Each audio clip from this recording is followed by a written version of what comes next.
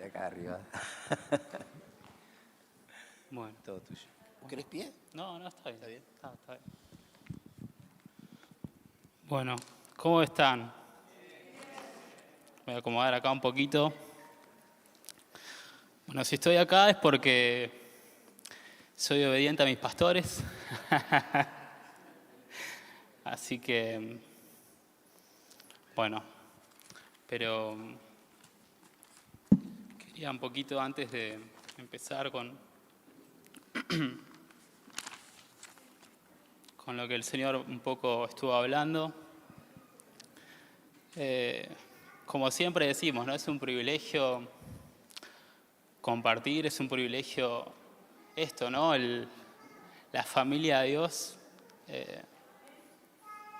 La verdad que es difícil estar acá porque quizás es complicado hablar de aquel que es perfecto, ¿no? Con palabras imperfectas, con un tiempo chiquitito.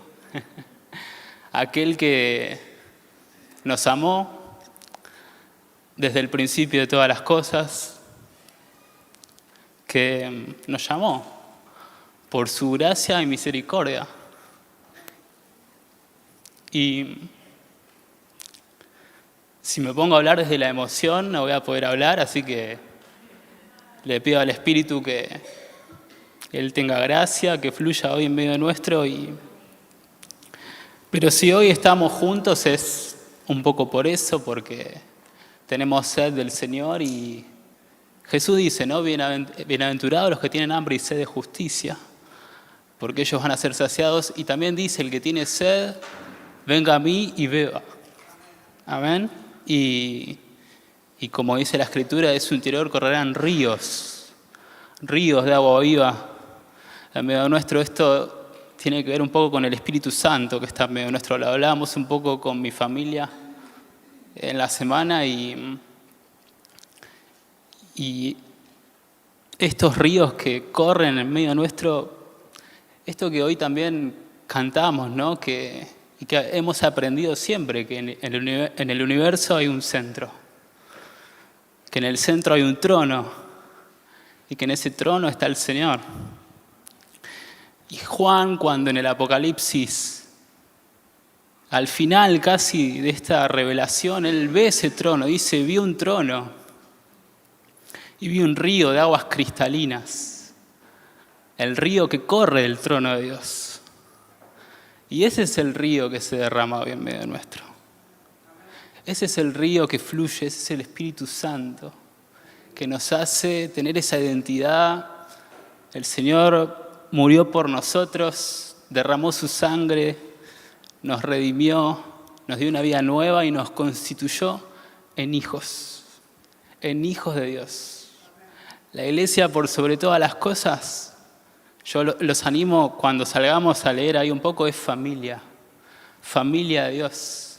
Familia, no somos una institución religiosa, no somos una denominación en particular, somos familia de Dios.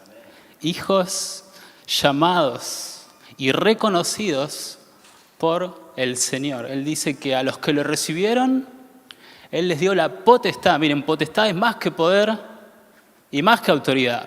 Potestad de ser hechos hijos de Dios. Así que el Señor hoy te llama hijo. Esa es tu identidad. Y hoy nos juntamos para recordarnos siempre estas mismas cosas. No es el tema de hoy, pero como dice la palabra, no nos es molesto recordar siempre las mismas cosas. Por más que las sepamos y que las recordemos, y no solo que las recordemos, sino que las proclamemos con nuestra boca.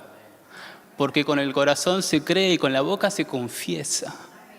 Así que cuando proclamamos la palabra pura, hay un poder en los aires. Es la palabra del Señor viva, eficaz, que permanece. ¿Amén? Así que esa es un poco nuestra identidad.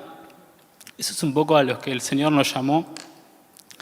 Y bueno, hablando un poco de lo que el Señor puso un poco en mi corazón, un tema sencillo que venimos hablando con muchos de los chicos por ahí en las casas. De hecho, a uno de los chicos me hizo esta pregunta y me dejó como pensando. Me dijo, Joaquín, para vos, ¿qué es conocer a Dios? ¿Qué es conocer a Dios, no? Y una charla. Así que eso quedó como un poco en mi corazón y en mi espíritu ahí dando vueltas. Entonces, un poco lo que quería hoy compartir, por ahí vamos a hablar un poco de eso, es un poco de esto, ¿no? ¿Qué es conocer a Jesús?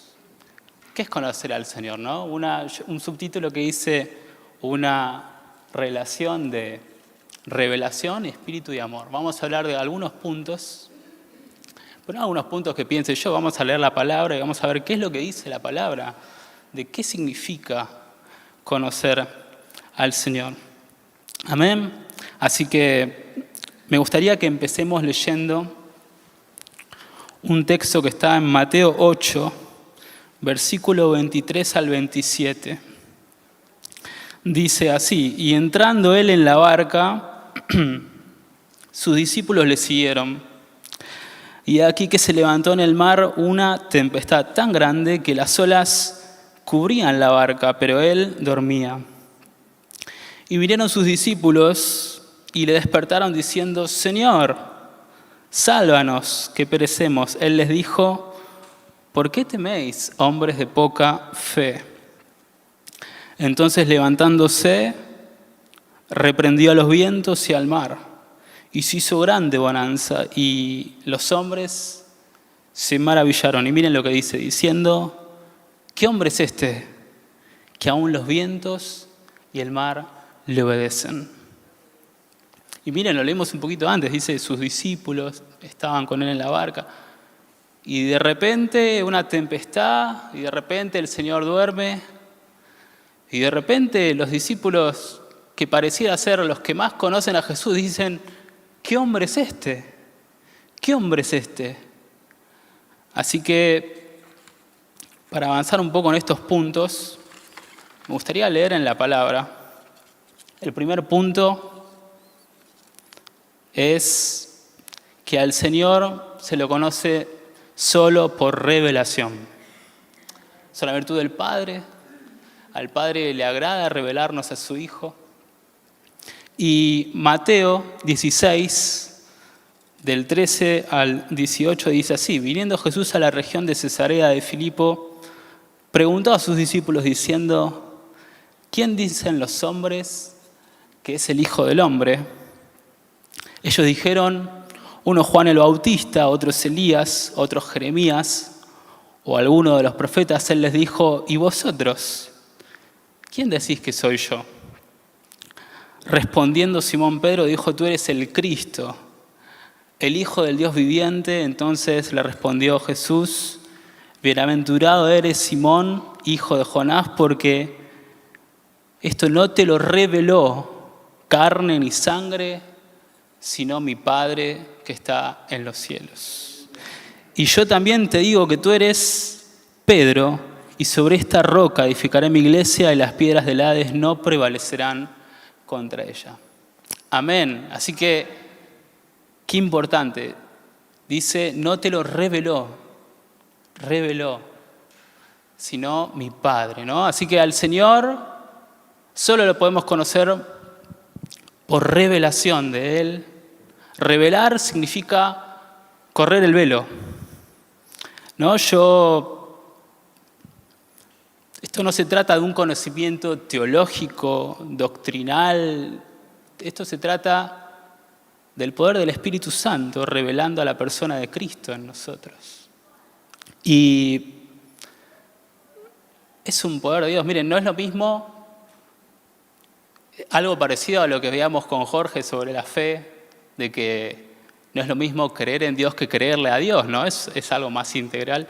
Bueno, acá no es lo mismo conocer de Jesús que conocer a Jesús. Es muy distinto.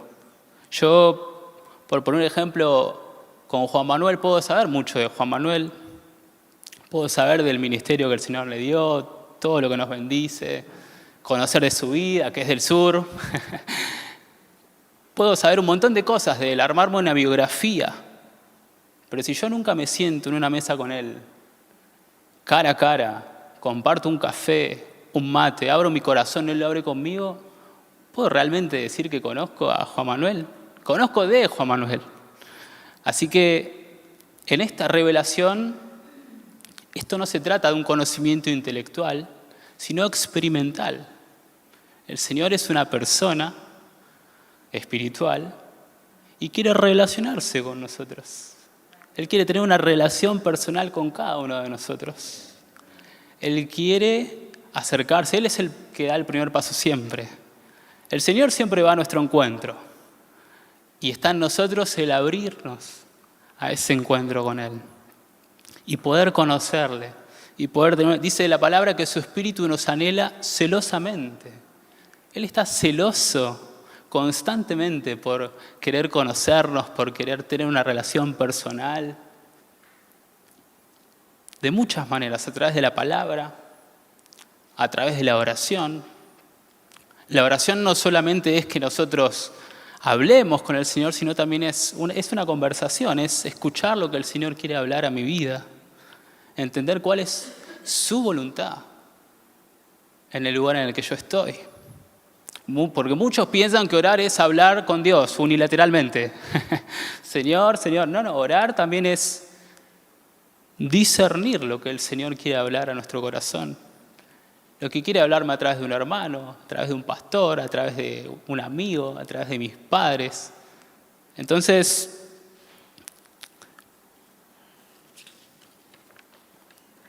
al Señor lo conocemos solo por revelación. ¿No? Me gustaría leer algunos versículos más que tienen que ver un poco con esto. Mateo 11, del 25 al 27, dice: en aquel tiempo, respondiendo Jesús dijo: te alabo, Padre, Señor del cielo y de la tierra, porque escondiste estas cosas de los sabios y de los entendidos. De los sabios, de los que entienden, las escondiste. Dice, y las revelaste a los niños. Sí, Padre, porque así te agradó. Todas las cosas me fueron entregadas por mi Padre, y nadie conoce al Hijo sino al Padre, ni el Padre conoce a alguno sino al Hijo, y aquel a quien el Hijo lo quiera, otra vez, revelar. Revelar. Así que esto se trata de revelación. Dice Gálatas 1, 15 al 16, pero cuando agradó a Dios, que me apartó desde el vientre de mi madre y me llamó por su gracia, revelar a su Hijo en mí, para que yo le predicase entre los gentiles, no consulté con carne, sangre, bueno, hasta ahí nomás. Y Efesios 1, del 15 al 18, dice, por esta causa también yo, habiendo oído de vuestra fe en el Señor Jesús y de vuestro amor para con todos los santos, no ceso de dar gracias por vosotros, haciendo memoria de vosotros en mis oraciones, para que el Dios de nuestro Señor Jesucristo, el Padre de gloria, os dé espíritu de sabiduría y de revelación. ¿En el qué? Conocimiento de Él. ¿Y qué más? Alumbrando los ojos de vuestro entendimiento, para que sepáis cuál es la esperanza a la cual Él os ha llamado y cuáles las riquezas de la gloria de su herencia en los santos. Así que, ¿queremos conocer a Jesús? ¿Queremos conocer a Dios? Es una oración que podemos hacer sencilla y poder decirle, Señor, revelate a mi vida. Cuando vamos a leer la palabra, orar y decirle, Señor, no quiero hacer una lectura religiosa, una lectura habitual, sino revelate, Señor, en tu palabra, revelate en mi vida, revelate en mi corazón, revelate en mi familia, en mis padres, en mis hijos, en mi esposa, en mi esposo, en mis nietos, en mis primos, en mis amigos. Señor, revelate a mi vida, revelate. Y Él, por su gracia, anhela revelarse a nosotros. Así que Bueno, ese es el primer punto. Entonces, al Señor solo lo podemos conocer por revelación. ¿Amén? Amén. Segundo punto. El conocimiento de Dios es espiritual. Y dice Pablo en 2 Corintios 5, del 14 al 16, algo increíble, ¿no? Que esto que sabemos, que el amor de Cristo nos constriñe, dice que mueve todas nuestras entrañas, que mueve todo lo que... Dice, pensando esto, que si uno murió, luego todos murieron y por todos murió, para que los que viven ya no vivan para sí, sino para aquel que murió y resucitó por ellos. Y después de esta declaración, Pablo dice, de manera que nosotros de aquí en adelante a nadie, otra vez, conocemos según la carne, y aun si a Cristo conocimos según la carne, ya no lo conocemos así. Acá el apóstol hace una declaración increíble. Hace, por medio de la revelación del Espíritu Santo,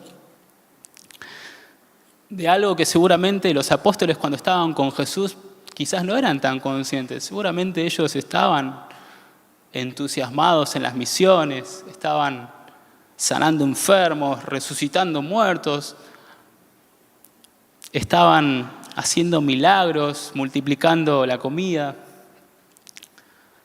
Y seguramente no eran conscientes de esta realidad cabal que acá Pablo está revelando a la iglesia. Y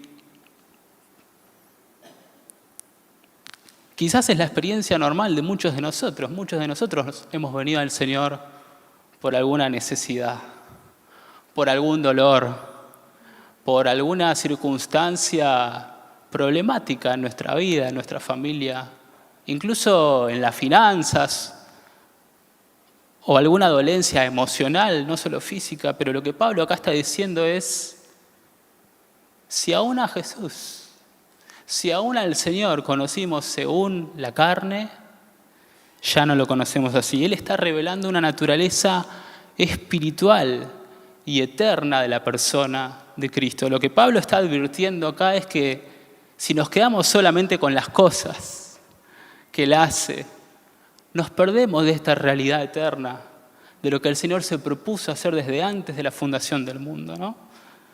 Y corremos ese peligro, ¿no? De conocer no al dador, sino a las cosas que da.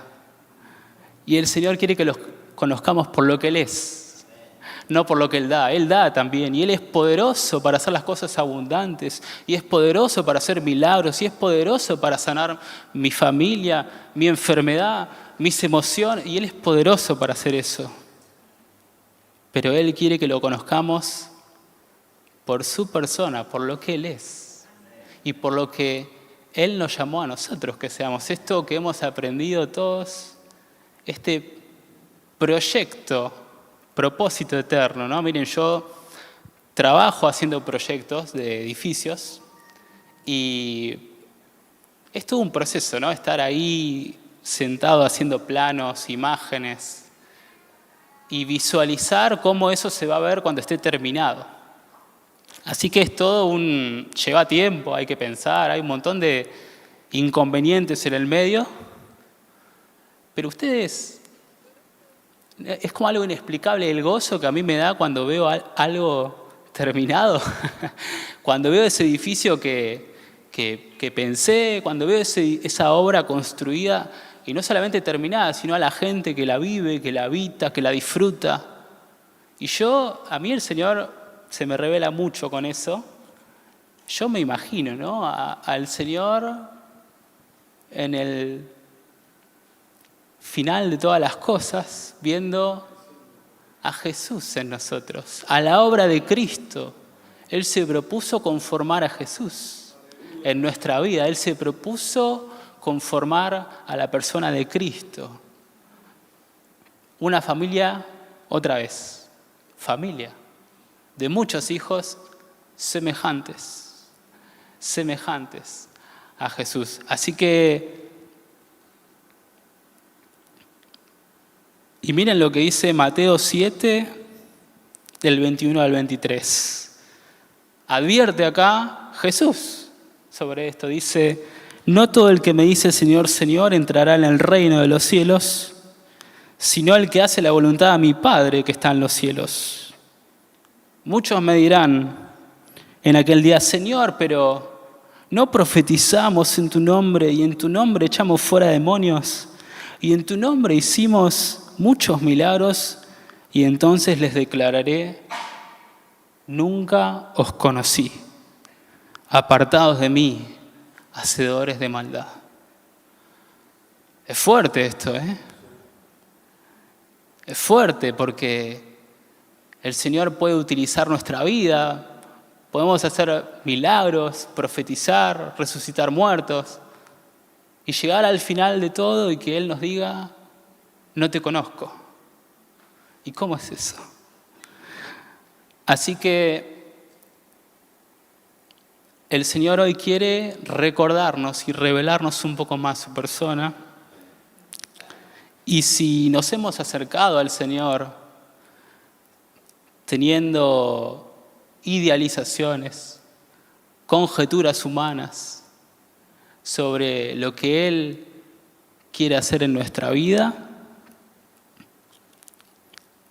Él quiere hoy revelar esta naturaleza eterna que se propuso formar a Cristo en cada uno de nosotros. Amén. Y esto tiene que ver a veces me preguntan: ¿y cuál es el propósito de Dios en tu vida? No, Dios no tiene muchos propósitos. Él, lo que vamos a decir, tiene uno solo. Y si me da, es porque es su voluntad. Y si me quita, es porque es su voluntad. Él no va a hacer nada que se aparte de su voluntad. Él va a hacer todo lo posible por formar a Cristo, a Jesús en mí. Dios no va a cumplir ningún capricho personal, sino que va a hacer todo lo posible porque Cristo sea formado en mi vida y en la tuya. Amén, y hay que creerlo. Yo les cuento un testimonio muy rápido, por ahí para los que no me conocen tanto. Quizás el gran Goliat de mi vida es mi vista. Es una lucha desde que nací. Y yo nací con un ojito que no ve casi nada. Este ojo que ven está de adorno. Ve un 12%. No ve mucho. Mis papás me lo descubrieron porque tenía 2 años y me chocaba contra las puertas, contra los marcos de las puertas. Gracias a Dios me hicieron ver y todo, y hubo todo un proceso y una médica me detectó la enfermedad de mi ojo, todo, y bueno, y de todo ese proceso, ella me puso como una edad, me dijo: bueno, a los 24 o 25 años ya te podés operar y vas a ver como nunca viste antes, 100%, 200%. Y para mí eso era como, qué bueno. Así que yo seguía mi vida, mis cosas, pero esperaba esa edad para poder operarme, para poder ver. Y el año pasado, que ya tenía 25, dije: bueno, es el tiempo. Voy a hacerme los estudios, voy a averiguar todo para operarme y no usar más lentes y poder cerrar esta etapa de mi vida, poder arrancar otras y con una visión nueva. Así que estuve todo el año pasado yendo, viniendo, preguntando, un estudio, otro. Venía todo bien y en un momento el oftalmólogo me agarra y me dice: Joaquín, detectamos una condición en tu ojo que no te puedes operar. Tenés una enfermedad que no te permite operarte la vista, así que yo no te tocaría ese ojo, me dice. Así que imagínense, un proceso de 25 años, la ilusión ahí de poder ya sacarme esto, y que el médico me diga, mira, hay que tratar esto y me parece que hasta ahí nomás. Así que yo me acuerdo ese día como si fuese hoy. Salí del consultorio y se me derrumbó mi vida. Y me quebranté y lloraba por no entender por qué no me podía operar. Y ponía mis manos en mis ojos. Tenía que volver al trabajo y le decía, Señor, vos sos poderoso para sanarme. ¿Por qué no me querés sanar? ¿Por qué no me podés sanar? Y Señor, ni siquiera te pido que obres vos milagrosamente. ¿Por qué no me puedo operar? Y muchas cosas que no entendía se cayeron. Y en el transcurso de volver a la oficina, el Espíritu me recuerda este pasaje que no lo puse, está en San Juan 9, que están los discípulos con Jesús caminando y los discípulos le preguntan por un ciego. Le dicen, Señor, ¿por qué él es ciego? ¿Quién pecó, él o sus padres? Y Jesús les dice, no es que pecaron sus padres ni él, sino que él está así para que se manifieste el poder de Dios. Y eso me sanó. Y ahí entendí, y ahí fui un poquito como una curita, ¿no? Sano por la palabra. Así que desde ese quebrantamiento del consultorio, llegué a la oficina con un gozo. Y me dicen, ¿y te podés operar? No. ¿Y por qué estás tan contento? ¿Por qué un gozo? Porque entendí un poco más la voluntad de Dios, lo que Él quería hacer con mi visión, lo que Él estaba hablando a mi corazón. Así que, y eso fue una revelación del Señor ahí, chiquitita, en una situación cotidiana, pero ese es el gozo del Espíritu, ¿no? Que el mundo no lo entiende. Pero esta gente está loca, ¿no? Le sale todo mal y ¿por qué está así como está? Bueno, ese es el Señor. Así que es una gracia para Él manifestarse en medio nuestro y revelarse y ajustar nuestra vida a lo que es su voluntad, a lo que en su voluntad Él se propuso hacer con nosotros. Amén. Amén. Así que primero al Señor lo conocemos solo por revelación. Segundo punto, el conocimiento de Él es espiritual. Es una realidad eterna. Y miren, 2 Corintios 10, del 3 al 5, Pablo dice, pues aunque andamos en la carne, no militamos según la carne, porque las armas de nuestra milicia no son carnales. Y si no son carnales, ¿qué son? Espirituales, hermanos. Y poderosas en Dios para la destrucción de fortalezas, derribando argumentos y toda altivez que se levanta contra el conocimiento de Dios y llevando cautivo todo pensamiento a la obediencia a Cristo. Así que esa es otra oración que podemos hacer. Señor, oramos por un conocimiento real y espiritual de tu persona, derribando toda fortaleza del enemigo que quiera impedir que te conozcamos, que quiera obstaculizar que te conozcamos por lo que sos, no solo por lo que haces, que derribamos todo argumento que se levanta orgullosamente, altivo, para que tu persona sea vista en nosotros y podamos conocerte realmente.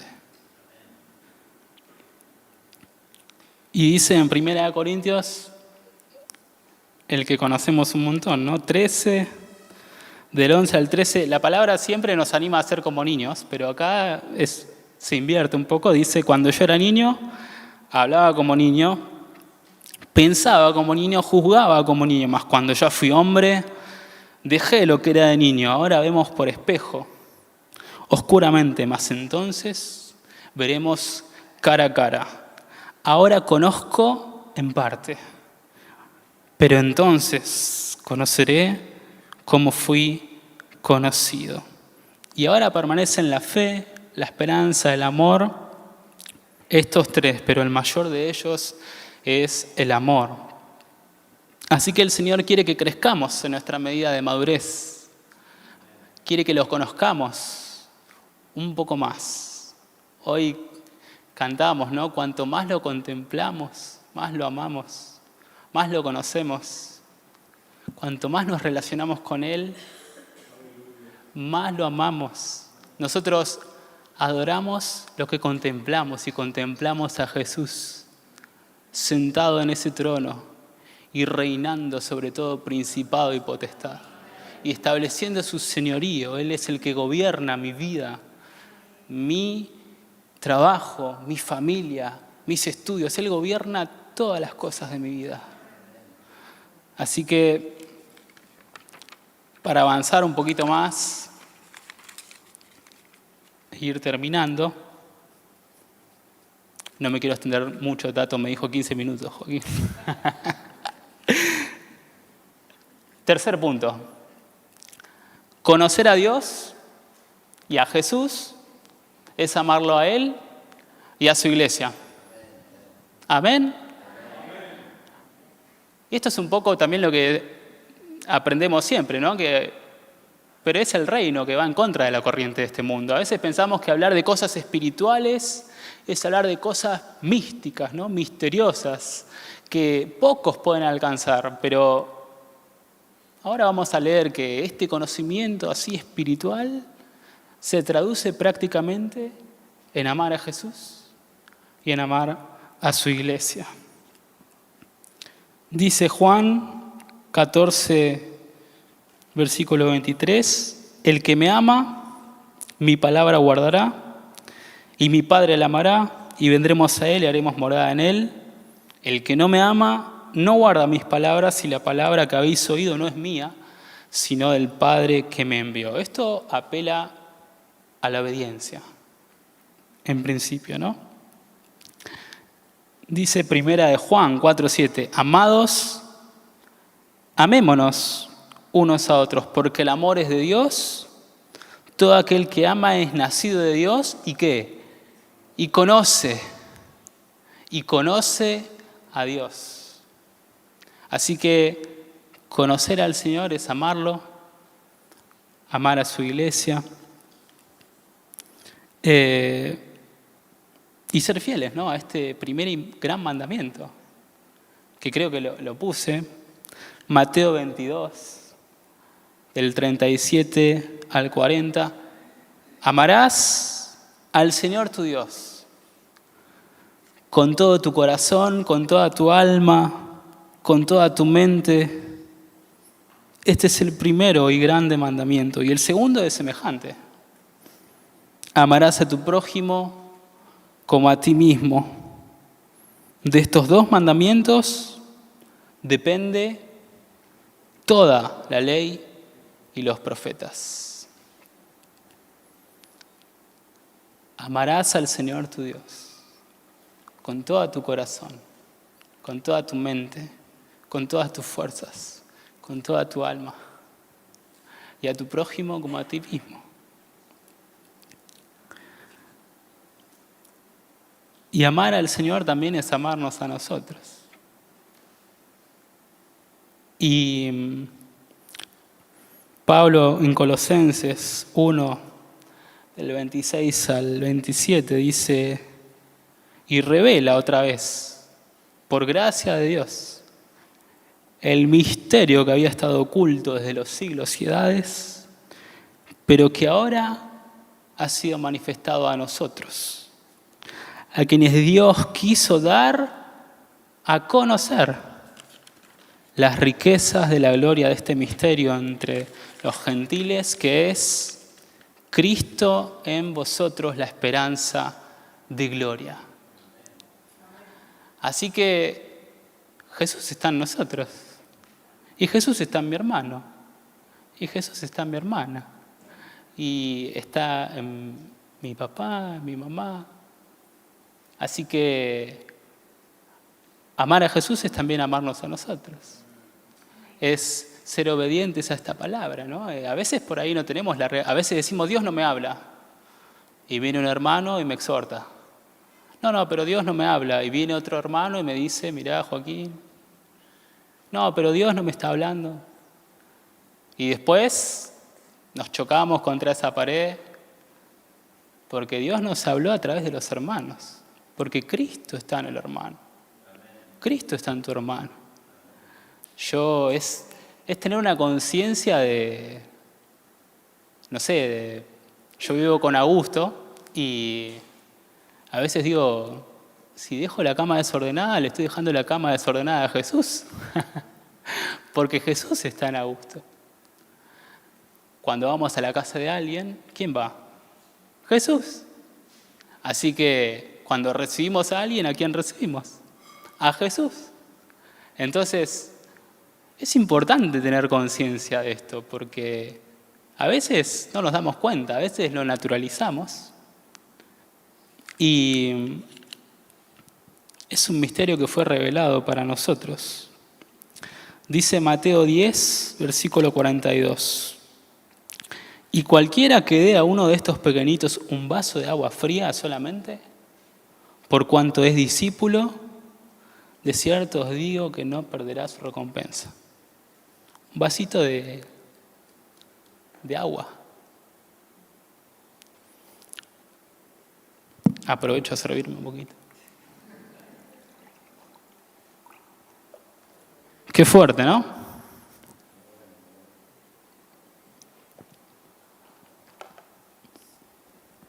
Mateo 25, 40, y respondiendo al rey les dirá, de cierto os digo que en cuanto lo hicisteis a uno de estos mis hermanos más pequeños, a mí me lo hicisteis.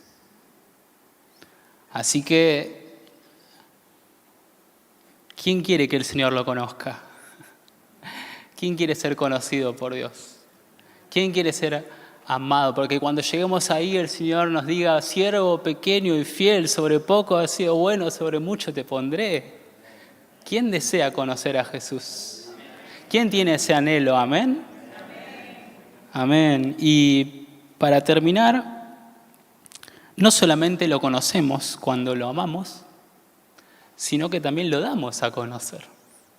Dice Juan 13:35, en esto conocerán todos que sois mis discípulos si tuviereis amor los unos con los otros. Miren otra vez la palabra. En esto conocerán si tuviereis amor los unos con los otros. Así que van a conocer a Jesús en la manera en la cual nos amamos. En la manera en la cual disfrutamos esta realidad de que somos una familia constituida por Dios. En la manera en que lo damos a conocer. Y dice 2 Corintios 2:14, mas a Dios gracias, el cual nos lleva siempre en triunfo en Cristo Jesús y por medio de nosotros manifiesta en todo lugar el olor de su conocimiento. Conocimiento. Así que es este perfume de Cristo, ¿no? Que nosotros nos movemos, estamos y es Jesús dándose a conocer a través del amor, a través de la gracia. A veces ni siquiera tenemos que hablar. Es la persona de Cristo que manifiesta esa fragancia, ese olor de Jesús. Y lo podemos dar a conocer, amén. Así que si estás hoy acá, es porque tenés sed del Señor y el Señor te llama bienaventurado. Y al Señor no le da lo mismo que estés o no estés acá. Y no estoy hablando de venir a una reunión, estoy hablando de entender esta realidad de que somos un cuerpo, familia de Dios por sobre todas las cosas. Amén. Así que podemos hacer una oración final por poner en práctica este amor, por conocer a Jesús. Recordemos estos 3 puntos.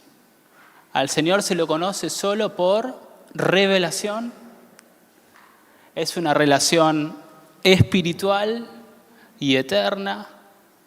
¿Y cómo podemos poner en práctica este misterio? A través del amor, amándonos unos a otros, amando a nuestro prójimo, amando a este pequeñito o a este grande. El Señor está en medio nuestro. Amén. Así que oramos, Señor, por poder amar como vos amás, por poder mirar con los ojos que vos ves, porque te reveles a nuestra vida, a nuestro corazón. Señor, revelate a esta iglesia, Señor, a este cuerpo, a esta familia de Dios.